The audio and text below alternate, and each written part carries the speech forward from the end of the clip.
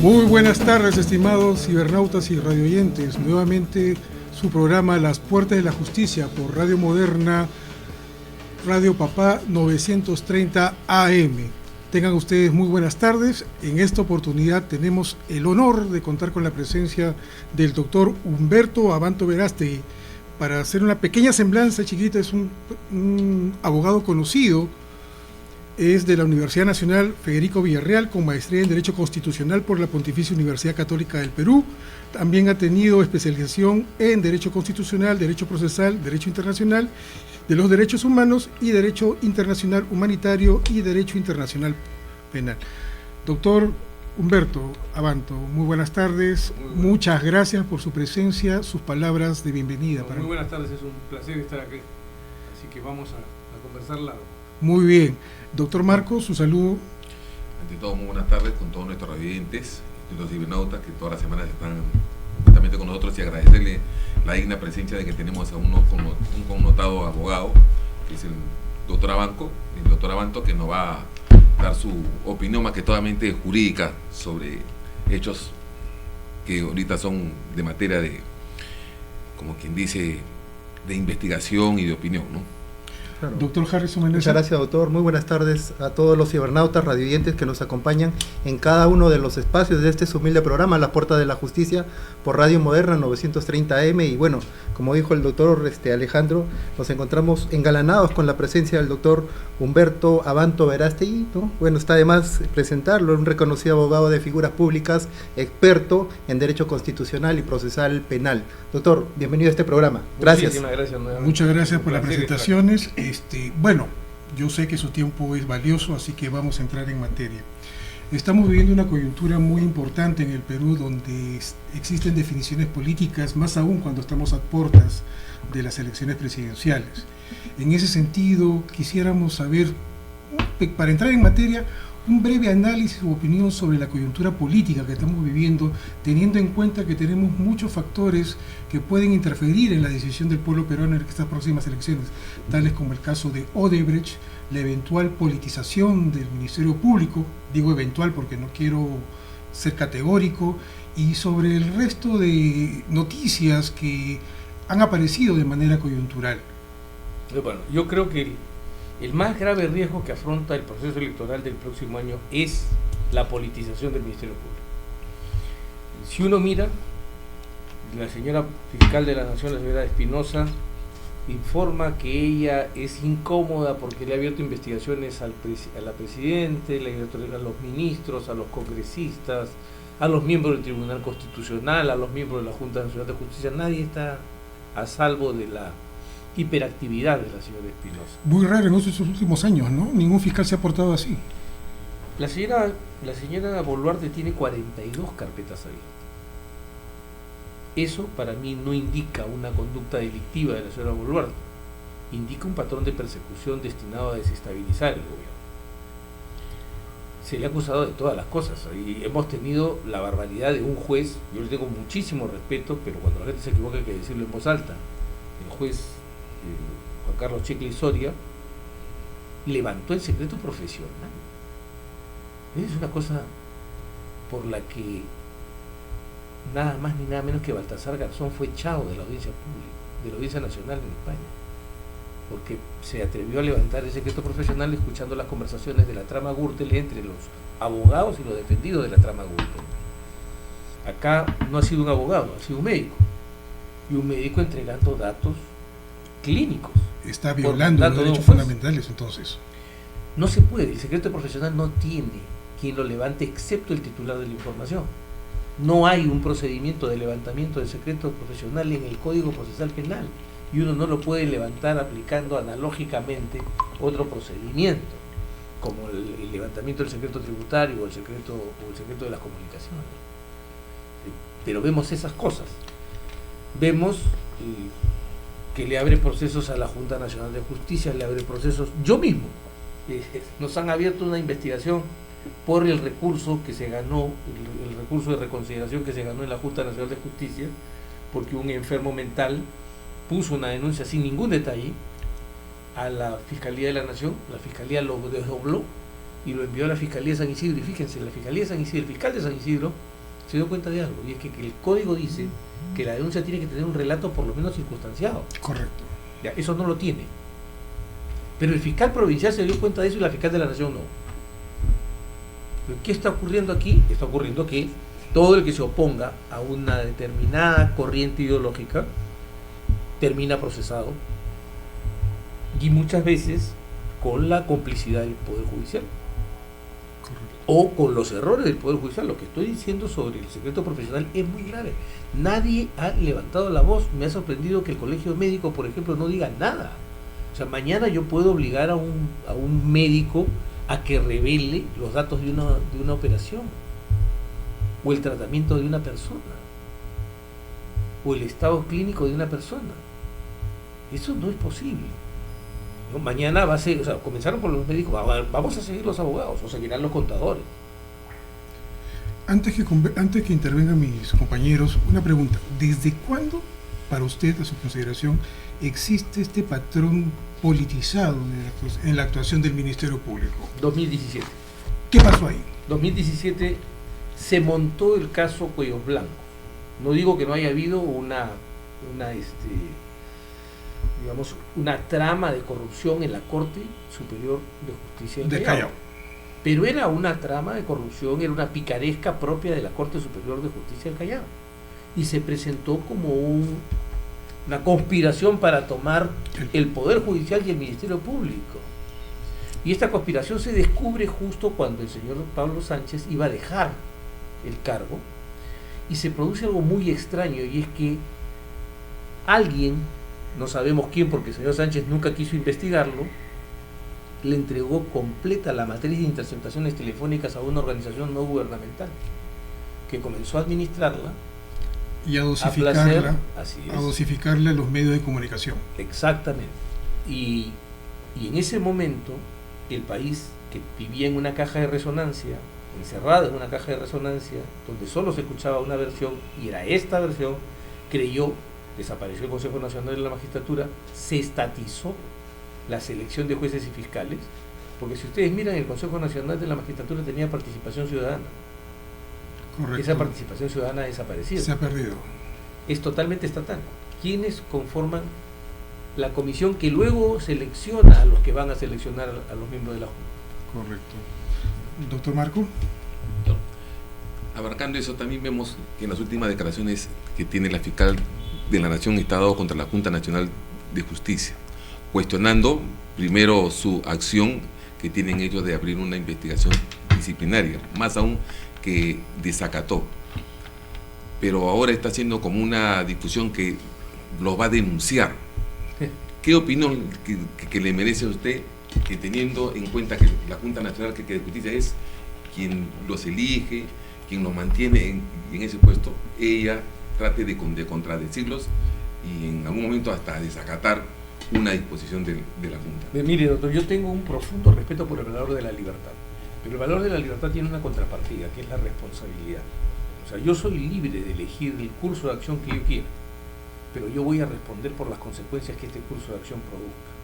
La señora Espinosa tuvo la libertad de decidir si obedecía la orden de la Junta Nacional de Justicia o la desobedecía. Si la obedecía no había ninguna consecuencia, excepto que ella tenía que dejar la oficina, Claro. y asumir la otra. Si desobedecía, el riesgo era que le hagan un procedimiento administrativo disciplinario y que pudiera terminar destituida. Esa fue la elección de la señora Espinosa, no ha sido la elección de la Junta Nacional de Justicia, ni de la señora Benavides, ni de la defensa de la señora Benavides, ni de ninguna otra persona que la propia señora Espinosa, que decidió hacer su pijamada y denunciar Su todo lo que se le ocurrió, recurso de vigilia. ¿no? Entonces, ya. Hoy vienen las consecuencias de su conducta, y la señora no quiere aceptar las consecuencias de su conducta. Dice que la Junta Nacional de Justicia comete prevaricato. ¿Cuál es la norma expresa y clara que la Junta Nacional de Justicia ha violado al abrirle una investigación a la señora Espinosa? ¿Cuál es? ¿Cuál es el hecho falso que la Junta Nacional de Justicia ha puesto en su decisión para abrirle la investigación? ¿O cuál es la ley supuesta o derogada que ha invocado la Junta Nacional de Justicia para procesar a la señora. Nada, no hay nada de eso. La señora hace declaraciones estruendosas porque espera que sus amigos de la izquierda caviar convoquen a sus corresponsales de prensa y entonces los grandes diarios del mundo que rara vez publican algo sobre el Perú terminen diciendo que estamos viviendo un golpe de Estado. ¿Y qué va a pasar? Vamos a ver qué ocurre el viernes. La señora tiene el derecho de concurrir a defenderse. Ha dejado de entrever que no va a ir. Eso está diciendo por la red. ¿No? Si eso está diciendo, es su problema dejar de ejercer su derecho. No es un problema de la Junta Nacional de Justicia. Sigue en desacato, entonces. Pues, sigue en rebeldía, por decirlo de alguna forma. ¿Qué es lo que va a hacer? Se va a encadenar a su escritorio. Va a crear un problema en el que la Junta de Fiscales Supremos va a tener que tomar acción. Y va a terminar procesada por usurpación de funciones. Y la van a denunciar por usurpación de funciones, va a terminar acusada por el Congreso de la República, y entonces va a decir que todo esto ha sido una conspiración contra ella porque es incómoda. Una señora que le ha abierto procedimientos de investigación a congresistas por votos y opiniones. Que le ha abierto, que se ha encargado de la investigación de su competidor en un concurso de selección, en el que ella dice que fue perjudicada por la Junta Nacional de Justicia que finalmente la nombró. Quería Entonces, más puntos, seguro. ¿Cómo puede investigar eso ella? Correcto. ¿No? Claro, ella no puede ser juez y parte o investigador Pero no lo entiende. ¿no?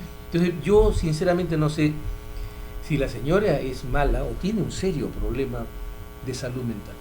Correcto, doctor Harrison Meneses, por Doctor, favor. una pregunta. Con todo lo que está sucediendo en el Ministerio Público, inclusive desde la misma Fiscalía de la Nación, ¿usted tiene una opinión de que el Ministerio Público debe tener una reestructuración desde la parte medular?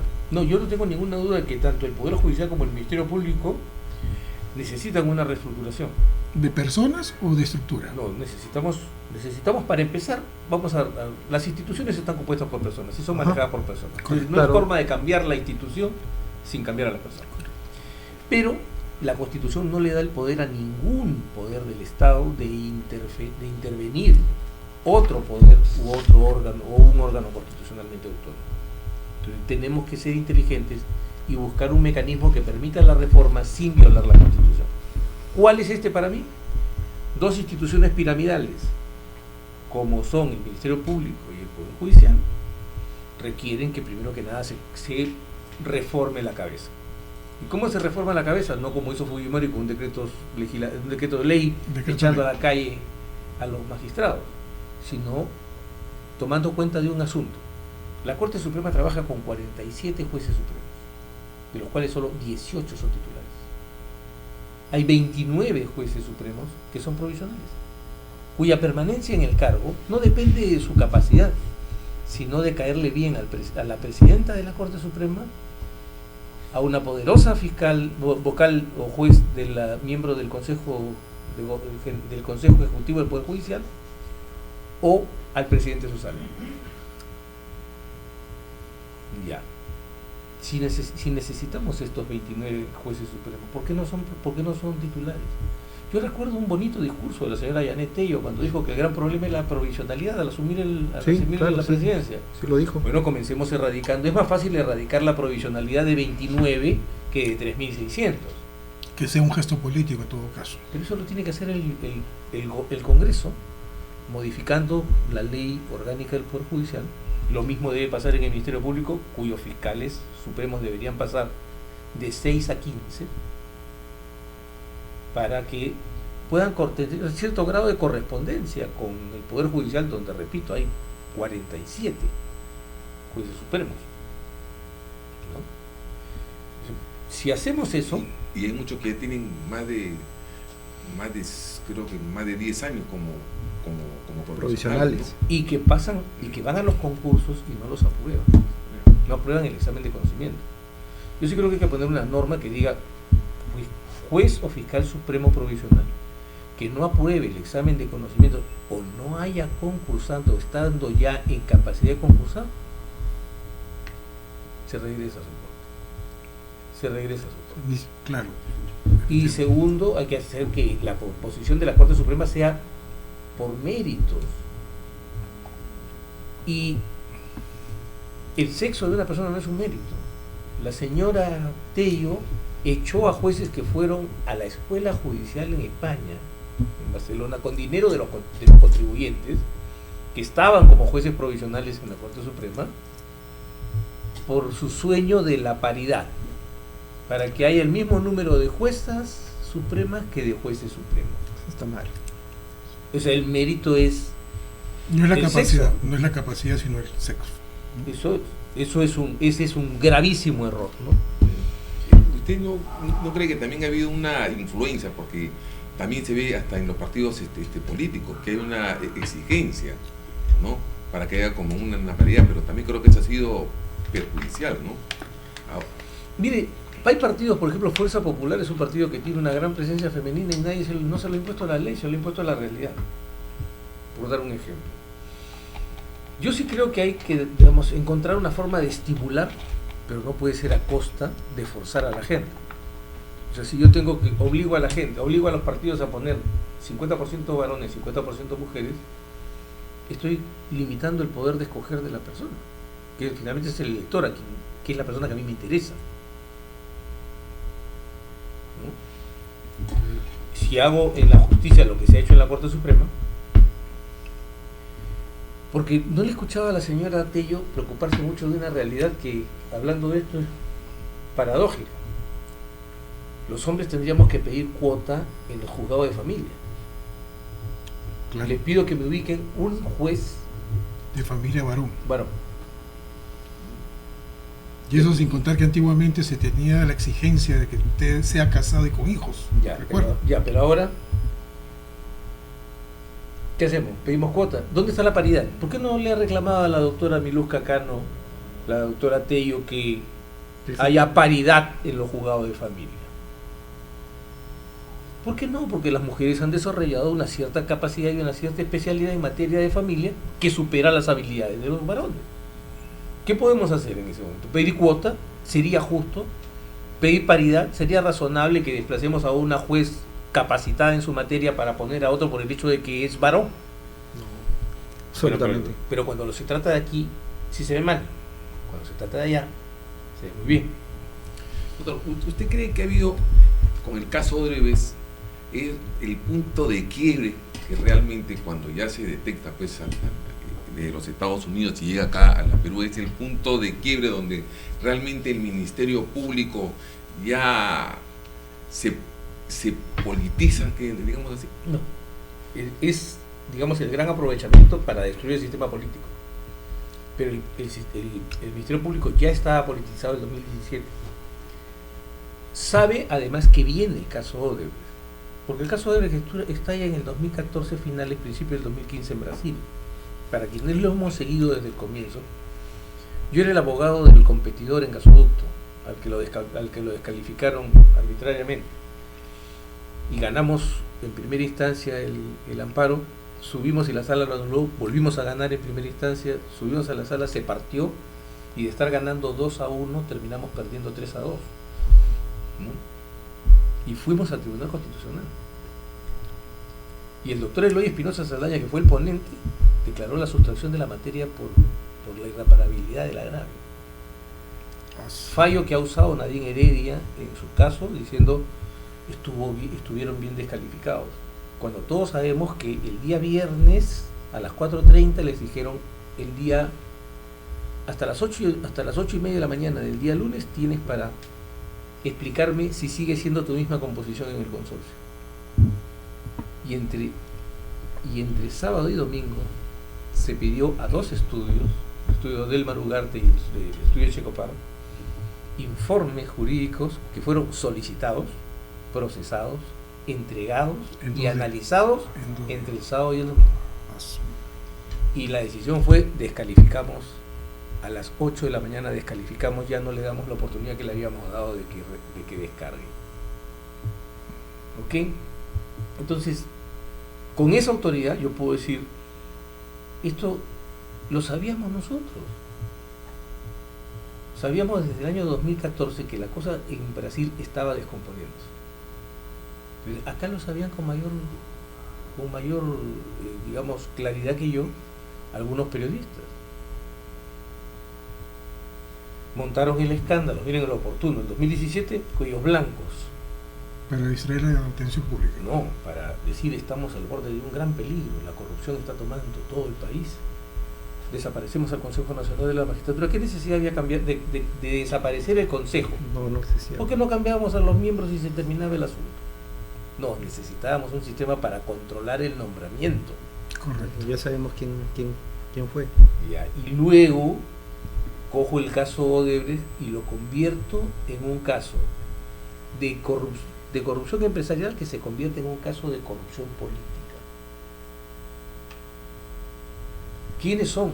No son los funcionarios de los ministerios, como finalmente, digamos, en algunos casos se ha revelado, sino los políticos.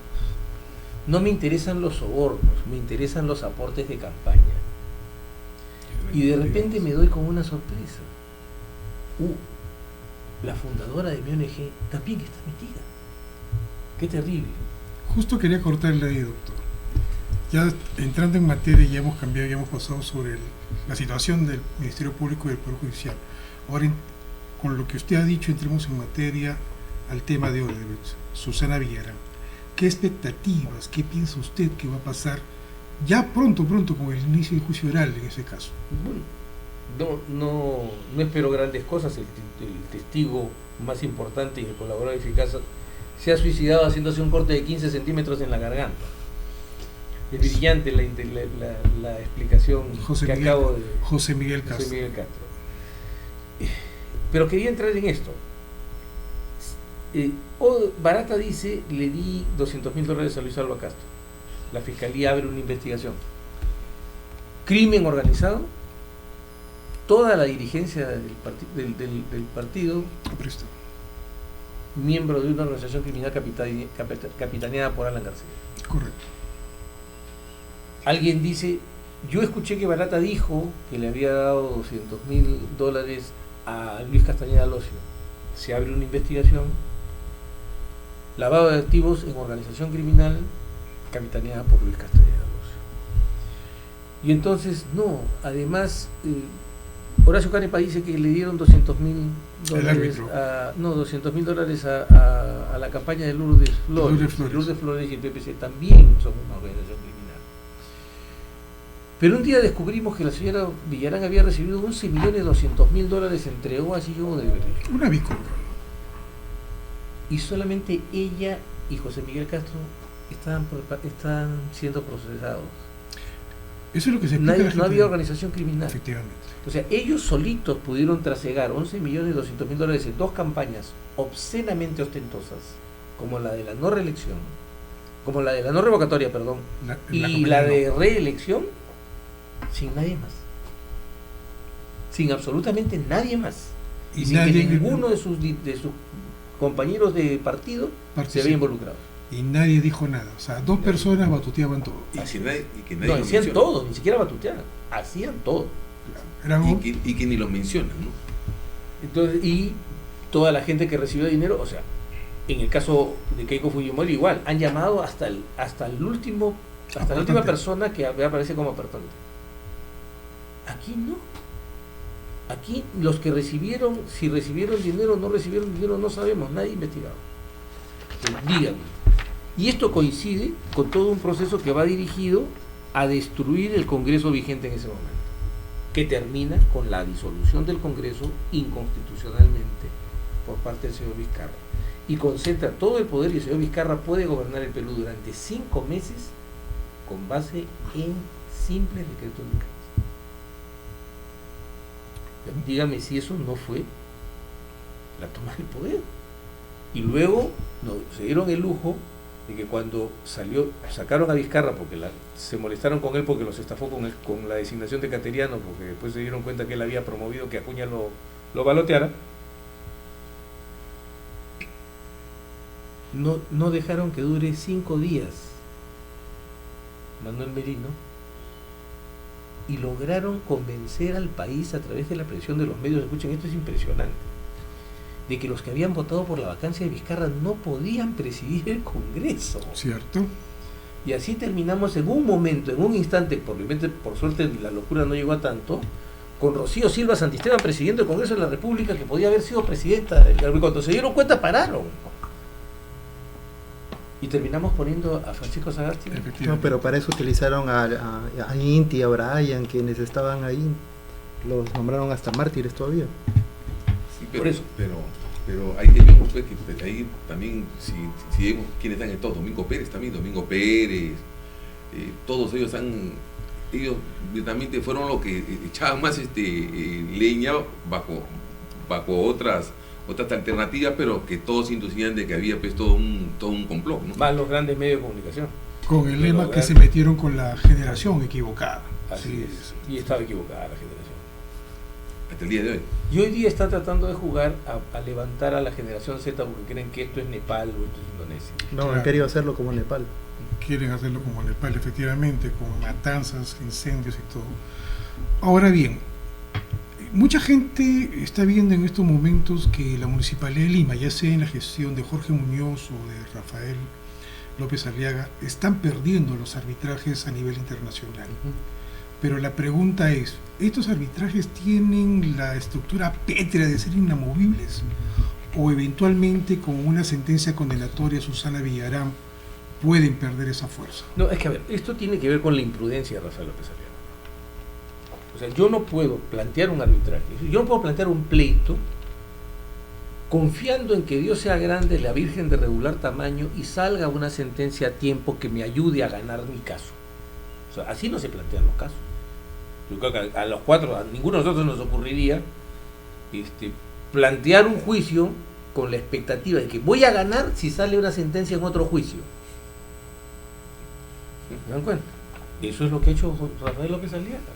Rafael López Aliaga ha salido de una campaña demagógica interesante, se ha dado cuenta que al peruano le revuelve el estómago, las vísceras, El tema de los peajes. y las tripas, el asunto de la corrupción y Odebrecht, etc. Pero ¿qué nos ha hecho perder hasta el momento? 200 y pico millones. Dice, no fue conmigo, fue con Jorge Muñoz. Jorge Muñoz. Sí, pero ¿quién ha ido a decir que iba a lograr la nulidad? Correcto. ¿Y qué le ha resultado el tema de la nulidad? Y el Perú puede terminar pagando 1.200 millones de dólares. Y he hecho, porque dejémonos de cuentos, he creado una tramoya para obtener habeas corpus que inutilicen las casetas de peaje. ¿Qué es lo que vende justamente el poblador, no? Que tiene, claro, pero eso rompe el equilibrio económico de un contrato. ¿Quién va a responder por eso? Claro, eso finalmente El afecta consejo. la seguridad jurídica de los contratos. ¿Que eso qué va a hacer? El concedente. No, pero es que es culpa de la procuradora que no hizo, es culpa de López Aliaga, de Vela Barba que no hizo. Sí, está bien, pero usted sabía que no habían hecho. No estaba madura la suya. ¿Cómo procedió usted? ¿No? Ahí lo que nosotros tenemos que sacar como balance del caso Odebrecht es que fue la gran oportunidad de sincerar un conjunto de cosas muy crueles y muy duras en el Perú, y que lo usamos como una pata de cabra para romper la puerta y acabar con los que no nos gustaban por parte de un grupo ideológico que tomó el control del Ministerio Público y de una buena parte del Poder Judicial. Lo noto bastante desanimado, bastante, ¿cómo le puedo decir? Como que sin esperanzas en este caso de Odebrecht. ¿Existe alguna esperanza? Es que no hay ninguna esperanza.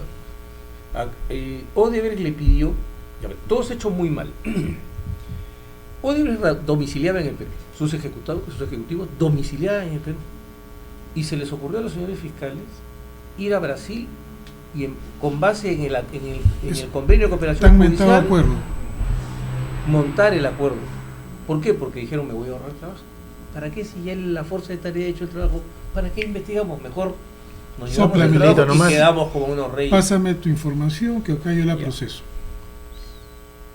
Pero en el camino, como las cosas políticas cambiaron, se han visto obligados a hacer cosas que no querían hacer y han afectado el acuerdo con Odebrecht. Odebrecht recurrió donde el juez Díaz Toffoli y le dijo: han quebrado 8 veces el acuerdo, yo quiero que me devuelvan las pruebas que entregué. Díaz Toffoli, y estos cacareaban los fiscales diciendo: ah, sí, ya vieron que se lo rechazaron. Díaz Toffoli no les dijo no, les dijo: yo no puedo, eso tienen que pedírselo al responsable de la cooperación internacional en nuestro país. Los de Odebrecht cogieron su solicitud y se han ido donde el secretario de Justicia, que es un actor político. Y el secretario de Justicia, el viernes de la semana pasada, les ha dado la resolución diciendo: sí, tienen razón, vamos a pedirle a Perú que devuelva todas las pruebas obtenidas al amparo del acuerdo de colaboración que se firmó bajo el convenio de cooperación judicial de Brasil. Las pruebas entregadas directa e indirectamente. ¿Qué va a pasar? Cuando salió el fallo de Díaz Toffoli, que antes estuvo el fallo de Lewandowski diciendo que eran nulas las pruebas, acá los jueces peruanos dijeron: a nosotros no nos importa porque somos soberanos. Aquí somos soberanos. Los brasileños no se hicieron mucha pelota porque dijeron: vamos a mover un paso más este asunto. ¿A dónde se dirige el Perú en este momento? Se dirige a un diferendo diplomático con Brasil.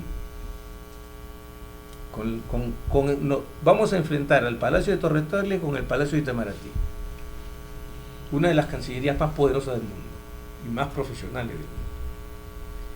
Y vamos a terminar o en un juicio en la Corte Internacional de Justicia o en la Corte Interamericana de Derechos Humanos, porque recordemos que los estados pueden demandarse entre sí en la Corte Interamericana, y lo que van a decir: han violado los derechos de estas personas que de buena fe aceptaron colaborar.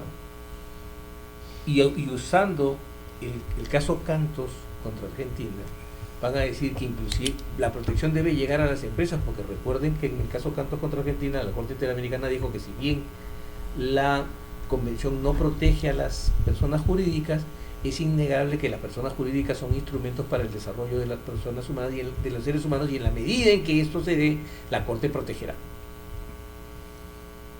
Cuando lleguemos a esa situación, vamos a ver qué va a pasar cuando venga un fallo de la Corte Interamericana, porque el procedimiento de irnos todavía no ha comenzado, y diga, porque esa demanda no es como las que presentamos los particulares, el Estado va directamente a la Corte. Correcto.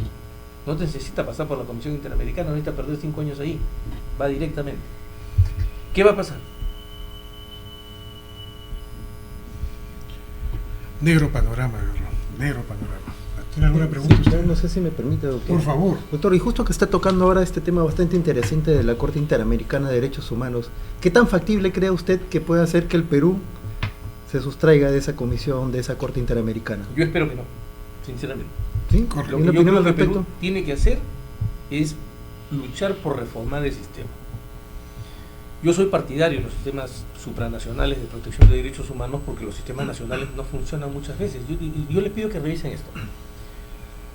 Hasta la restauración democrática del año 2000, yo les pido que busquen una sentencia de la Corte Suprema que tenga alguna referencia al debido proceso. Como decía don Augusto Ferrando, una cocina surge para que me traiga una sentencia de la Corte Suprema que hable de debido proceso. Se repuso al Tribunal Constitucional, y el Tribunal Constitucional trajo la doctrina de la Corte Interamericana sobre debido proceso. Y hoy todos los abogados hablamos de ese idioma. ¿Fue bueno o fue malo? Fue bueno. Sí. Entonces, la Corte comete errores en temas ideologizados porque hemos dejado el tema de los derechos humanos en manos de los enemigos de los derechos humanos. Correcto. Y justo ahí quiero hacerle una tingencia, porque el otro día tuvimos acá el honor de entrevistar al doctor Mario Moretti Pachas, y él está empeñado en una cruzada que parece que no tiene mayor relevancia o nadie le da tanta importancia. Ha pedido, a través de la Oficina de Transparencia del Ministerio de Justicia y la Procuraduría General del Estado, porque la Procuraduría Supranacional está adscrita a la PGE, que le dé información de todos los agentes del Estado peruano que tuvieron que ver en la defensa del Perú en todos los casos que hemos perdido. Bueno, porque va a que la viajata si no le dan la información. Efectivamente. El tema es que eso no es popular, eso nadie lo sabe. O sea, nosotros hemos tenido la suerte de tenerlo acá el doctor Amoretti, porque está luchando prácticamente una cruzada él solito. Pero ahora tiene un ministro de Justicia apropiado para ese pedido. ¿Por qué no se dirige a él y le pide? Lo está haciendo como lo hizo Philip Butter en su debido momento con su abogado, Medina, con Wilber Medina, solicitando, ¿no?, la copia del acuerdo. Pero le digo, o sea, en otras palabras, para terminar, perdón. O sea, el Perú no perdió porque verdaderamente violó los derechos humanos. No porque nos allanamos. Violó porque los agentes no los defendieron. No, porque nos allanamos. Por eso. Porque hubo órdenes desde el Ministerio de Justicia para allanarse, inclusive en casos tan farsantes como el de Leonor La Rosa. Correcto. Donde se le pagó o el de Indira Wilcar. Correcto. Que todos sabemos y todo el mundo sabe que Sendero Luminoso mató a Pedro Wilcar. Sin embargo, se montó este asunto. Correcto. Y no quiere devolver la plata. No, que va a devolver. Entonces, pero lo que quiero decirles es esto. Europa pasó por lo mismo. Y el año 1998 aprobó el Protocolo 11 para mejorar su sistema de protección de derechos humanos. Eliminó la Comisión Europea, que se había politizado como se ha politizado esto. Miren lo que acaban de hacer, por ejemplo, a Bernal Pulido le han impedido participar en un caso nuestro, porque supuestamente Perú lo había propuesto para la reelección. Y eso lo inhabilitaba, le generaba un conflicto de intereses, que además la resolución es vergonzosa, porque no está entre las reglas, pero analógicamente. No, hermoso. ¿Ya? ¿Qué hicieron los europeos? Desaparecieron la Comisión Europea de Derechos Humanos, transformaron la Corte Europea de Derechos Humanos en un tribunal permanente con un juez por cada Estado parte. Hoy día el Tribunal Europeo de Derechos Humanos tiene 43 jueces, por lo tanto tiene un número de salas elevado y no está tan agotado como está agotada la Corte Interamericana en ese momento. Y mantenemos la protección, porque les voy a dar uno de los argumentos que siempre se dice: es que nos ha costado millones la Corte Interamericana. Si ese es el argumento, yo le digo a los empresarios y a los inversionistas: preocúpense, porque estamos perdiendo millones, si no miles de millones, en CIADI. Y si el argumento es válido para irse de la Corte Interamericana porque perdemos procesos que nos cuestan millones, lo que se ha gastado en la Corte Interamericana no es nada comparado con lo que vamos y estamos pagando en los últimos años por los arbitrajes en CIADI. ¿Quiere decir que CIADI está mal? No, quiere decir que nosotros estamos haciendo las cosas mal. Es importante proteger el sistema. Yo no comparto ese tic autoritario que surgió en 1990 y que acompañó a Grosspiel en el sentido de apoyar que Perú se salga de la Corte, del sistema. Porque sí ha servido. Se agarra Marín contra Perú, por ejemplo, es una sentencia importantísima para el tema de presunción de inocencia. Los mismos fallos, aunque no les gusten porque han sido terribles, la culpa es de quien violó los derechos de esa gente, que no tenían por qué violarlos. O sea, ¿qué necesidad había de estar vistiendo a rayas a un sospechoso y presentándolo como culpable? Eso no es aceptable. Violación de la presunción de inocencia. Así es. ¿Qué necesidad había de impedirle a los abogados acceder a los expedientes? ¿Qué necesidad había de impedir la comunicación del abogado con su cliente? O sea, todo eso fue producto de un estado alterado en el Perú. Obviamente entiendo, vivíamos el terrorismo, etcétera, y justificamos muchas cosas, pero no debemos justificarlo. Por eso viene el caso Castillo Petrucci, por eso viene el caso de Lori Berenson. No porque los comunistas fueran muy hábiles, sino porque quienes manejaron las cosas las manejaron torpemente. O sea, vamos a poner las cosas en su lugar. ¿No cree usted que también en ese entonces, también con el terrorismo que existía, que era pues muy... Sí, claro, era brutal. Era brutal. También había pues temeridad también con los jueces y todas esas cosas que dieron, que se dispongan hasta los jueces sin rostro, ¿no? Doctor, perdónenme. Si yo tengo miedo, no soy juez. Nadie los levó. Nadie los levó. A nadie elevan para ser juez. Uno es juez por su propia voluntad. Claro, y tiene riesgos. Así como trae al adjunto para que lo cuide y a veces le traiga alguna cosa u otra cosa, o le trae un asistente, o le pide al secretario que haga sus actas y sentencias. Todo eso viene, pero también viene el hueso, porque no hay carne que venga así. Sí, todo completo. De todas maneras, fue una cuestión coyuntural, pero que no hicieron un mayor análisis a futuro, ¿no? Así es. Es decir, fue el momento que llegó, porque también venía, como te digo, venía con una atrocidad, y esa era como una de las formas que en algún momento se debió haber cambiado para no llegar hasta... Doctor, llegamos a hacer barbaridades. Un decreto ley que decía que el juez, al abrir instrucción, mandaría detención. Bueno, acá nosotros somos abogados, eso puede pasar en un decreto ley. Y entonces, si la independencia del juez, o sea, el juez no evalúa si hay mérito o no hay mérito, si corresponde o no corresponde, Y que lo prive de la libertad. Abro la instrucción, al abrir instrucción, mandará detención. Textualmente. ¿Qué dijo el Tribunal Constitucional? Apenas pudo revisar eso. Esto es inconstitucional. ¿Qué ocasionó? Hubo que hacer maromas jurídicas para que no salgan de la cárcel los terroristas. Pero era el producto de la bestialidad de los que pensaron que esto había que resolverlo a hachazos. O sea, nadie quiere terminar de entender la gran lección de 1992, del 12 de septiembre de 1992. Fue la gran lección que nos dieron Benedicto Jiménez Vaca, Marco Miyashiro Arashiro, Joe Módica, Pepe Gil y esa enorme legión de brillantes investigadores que capturaron a Guimar Guzmán y a todo su comité central primero y antes a Polay y a todo su comité central. ¿Cuántos muertos hubo para capturar a Guimar? ¿Cuántas puertas se rompieron? ¿Cuántos derechos se violaron? ¿Cuántos tiros se dispararon? Eso es lo que no entiende la gente. Claro, ¿se dan cuenta? Porque hemos exaltado la brutalidad. No, y ahora vienen a criticar sobre la ley de amnistía, sobre todo. No, yo defiendo la ley de amnistía. A mí no También me, de la misma yo soy un manera. hombre de derechos humanos y el artículo 4, inciso 6 de la Convención Americana de Derechos Humanos dice que en caso de condena de pena de muerte procede en todos los casos la amnistía, el indulto o la conmutación de la pena. El artículo 6, inciso 4 del Pacto Internacional de Derechos Civiles y Políticos dice exactamente lo mismo. ¿Cómo se analizan derechos fundamentales? Si yo puedo amnistiar, indultar o conmutar la pena mayor que la pena de muerte, ¿cómo no voy a poder conmutar, indultar Quien puede más, puede lo o menos. amnistiar las penas menores que la pena de muerte? Doctor, Entonces, pero no, la Corte Interamericana creó una obligación y todos los estados se dejaron estar.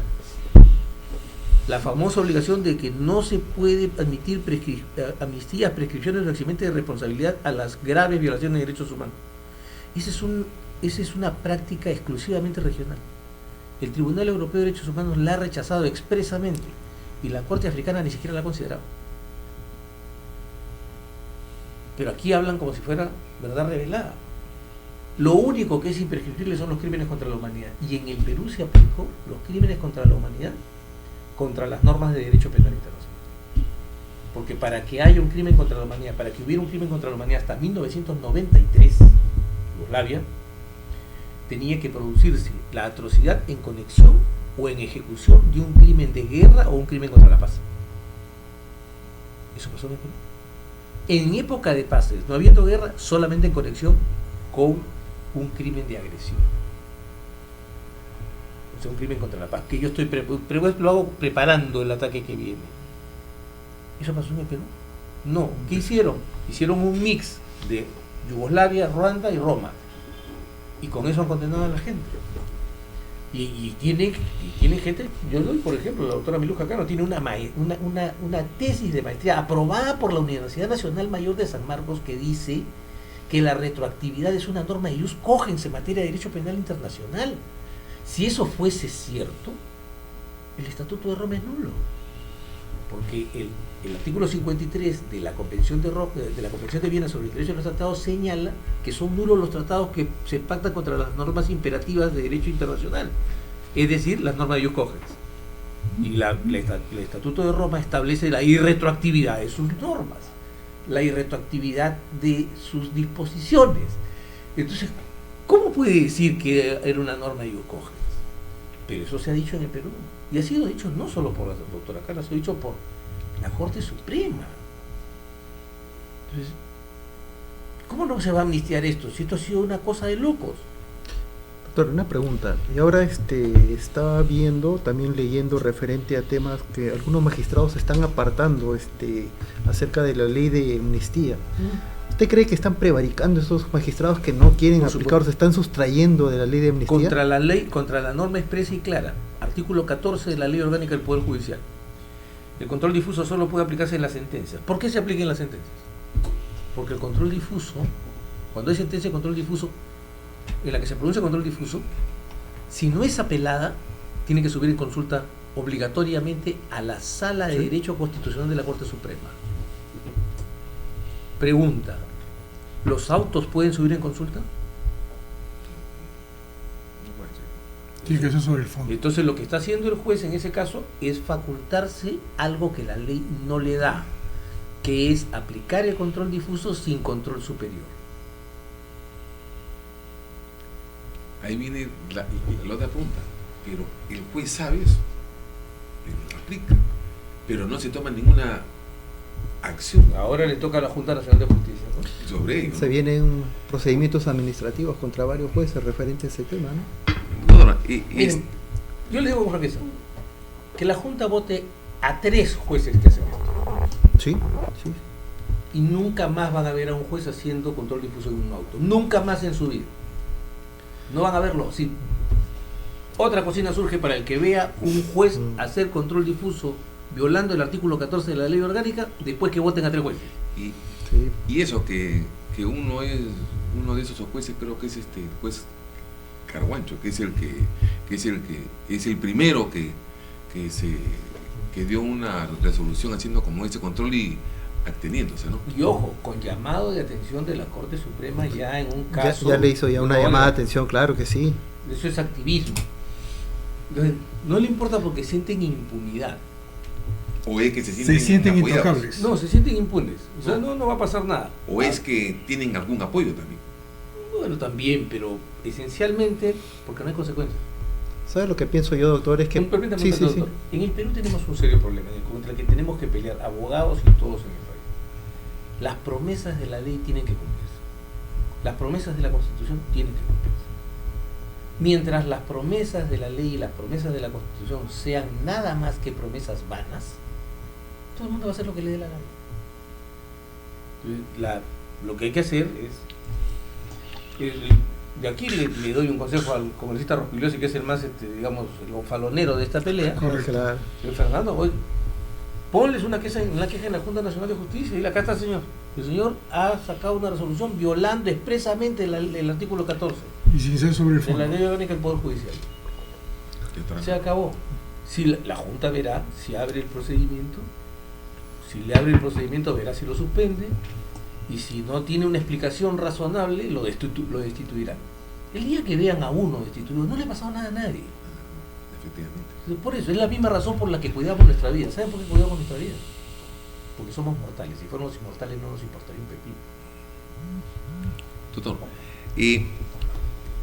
hemos en los últimos días, tocando un tema también que es muy importante, se estaba hablando sobre la investigación a la presidenta de la República, donde el Tribunal Constitucional ha dado ya su pronunciamiento, ¿no? Pero también ahora último dice que va a haber otro pronunciamiento para definir cuántas veces debe ser citada, cuántas veces... Le han pedido una aclaración. Sí. ¿Qué opinión le merece a usted? Que el tribunal se ha pasado de bueno. Miren, les voy a explicar esto. ¿Ya? Es muy complicado porque yo en algún momento fui partidario de retirar la inmunidad presidencial. Me he tenido que tragar mis palabras porque después que uno estudia deja de decir tontería.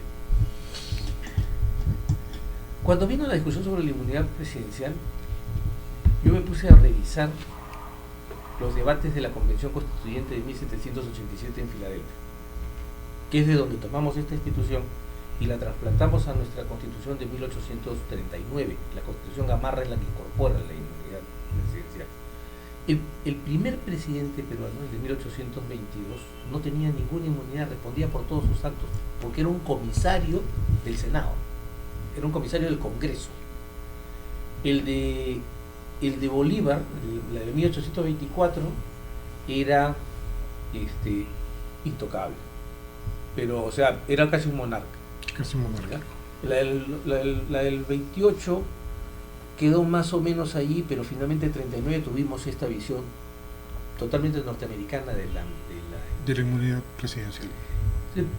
¿Cómo surge la inmunidad presidencial? La inmunidad presidencial surge en un gran debate entre Madison, Hamilton y Jay. Y Hamilton da una razón poderosa, a pesar de que Hamilton había sido al principio enemigo de la inmunidad presidencial porque decía que era un rezago monárquico. Dice, no. Imagínense que al presidente de los Estados Unidos pueden llamarlo a perder el tiempo por contiendas baladíes. Entonces, no, el destino del país está por encima de estas cosas. Así que vamos a darle esta inmunidad. Logra derrotar a los opositores y gana la posición en la Convención Constituyente. Esto es, hablando en el lenguaje que le gusta ahora a los jueces de Alexi, esto es una ponderación entre la persecución penal, que no existe esa cosa de la impunidad, la persecución penal, y la estabilidad del sistema político. El constituyente hizo un balance y dijo no. La estabilidad del sistema político es más importante que tomarle cuentas al presidente inmediatamente. Vamos, la inmunidad no es una excepción para que nunca más se haya visto nada. No. Es un diferir la toma de cuentas. Vamos a diferir la toma de cuentas. Nuestro constituyente dijo, si es muy grave, tenemos la vacancia presidencial o las excepciones a la inmunidad. Las excepciones son muy claras, hay un solo delito, las otras tres son infracciones constitucionales. Ese delito es el único por el cual puede ser investigado. Entonces, no, la Constitución dice acusar, dicen los sapos del lenguaje. Yo me remito a una de las sentencias de la Corte Interamericana contra Venezuela, ¿no? Ahorita se me escapa el nombre, en la que se aclara que tiene que ver justamente con el derecho a la comunicación previa y detallada de la acusación, ¿no? En la que se aclara que, igualito decían los fiscales, no, pero esa acusación es comunicarle la acusación, y la investigación no es lo mismo. La investigación es otra cosa, la acusación, se refieren a la acusación y la Corte dice, no, cuando hablan de acusación no están hablando de la acusación del Código Procesal Penal o del Código de Procedimientos Penales, el 40, claro, entonces, que era inapelable. Le dice, no, es la más incipiente imputación de un acto delictivo. Eso es la acusación. A eso se refería el constituyente. No era una sentencia. No es una acusación en forma, no es la acusación, el requerimiento acusatorio del Código Procesal Penal, no es la acusación del Código de Procedimiento Penal. No puede ser encartada. Lo que ocurre es que no quieren mirar el juego completo. El constituyente no es tonto. Entonces entiende y dice, a ver, hemos hecho un presidente que es absolutamente impotente sin la firma de un ministro. Son nulos los actos presidenciales que no lleven referéndum ministerial. ¿No es cierto? Correcto. Ya. Por lo tanto, no hay forma de que el presidente delinca sin la participación de un ministro. Entonces vamos a poner un artículo, el 128. Los ministros son solidariamente responsables con el presidente por los delitos que cometen su gestión. Esa solidaridad es civil o es penal. Mi opinión es absolutamente penal. Entonces, no, pero es que la dogmática penal, a mí me importa un rábano lo que diga la dogmática penal, el constituyente ha tomado una decisión. Correcto. No cuadra con tu dogmática tendría que adaptarse a mi constitución. Si el fiscal de la nación, la fiscal de la nación, quien tenga a su cargo el Ministerio Público, decide investigar un hecho que involucra al presidente, puede investigar al ministro. Pero acá no, acá se dan cosas tontas. Voy a dar un ejemplo muy sencillo, que un caso que yo defiendo, me van a decir que está mal, que estoy haciendo comercial, pero el de los relojes, el famoso tema de los Rolex. Caso Rolex. Ya, la imputación es esta.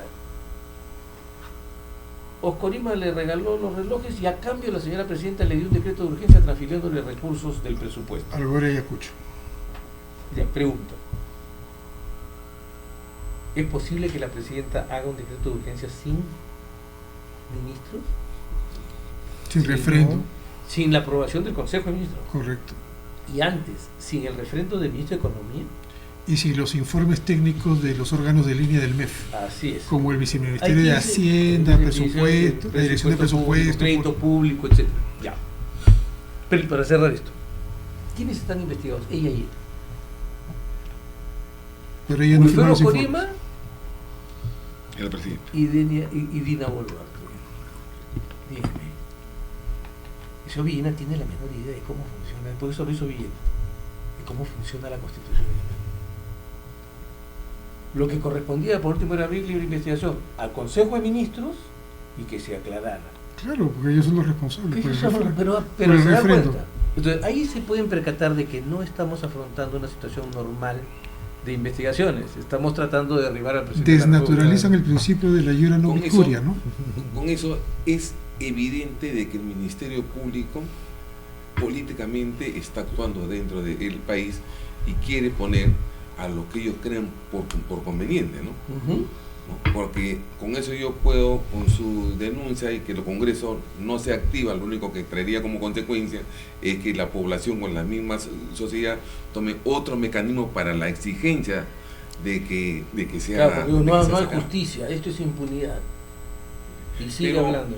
Pero eso es lo que vemos últimamente en los medios de comunicación, ¿no? Que incitan uno Algo. a no cumplir con la norma o imputar hechos graves que no corresponden. O nos presentan situaciones que son muy peligrosas, ¿no? Por ejemplo, el audio de Arana con Santibáñez. Hay solo dos posibilidades. El audio es auténtico, el audio es falso. Para empezar, no sabemos si es auténtico. Lo primero que tendría que hacerse es una pericia. Así es. Ya. Si es falso, estamos ante una conspiración que intenta traerse abajo al presidente del Consejo de Ministros y al ministro de Justicia. Si es auténtico, al margen de las responsabilidades de los partícipes en la conversación, mi pregunta de fondo es: ¿quién está grabando a los ministros en el Perú? Segunda pregunta: ¿la persona que graba o el grupo de personas que graba a los ministros en el Perú solo entrega el material a la prensa? No hay cadena de custodia. No. Es más grave. O le entrega a potencias extranjeras, porque si podemos escuchar al presidente del Consejo de Ministros, ¿cómo no Pueden podemos hablar de escuchar- temas de Estado. ¿Cómo no pueden estar escuchando al ministro de Defensa en una conversación con el presidente del Comando Conjunto, o con el jefe de la FAP, o con el jefe del Ejército, o con el jefe de la Marina? Esto puede ser más grave de lo que aparentemente puede ser. Por Hay, eso la hay pregunta. una vulnerabilidad evidente, ¿no? No, pues que el problema es que nadie reacciona. Hay un grave problema de seguridad nacional si es que ese audio es cierto.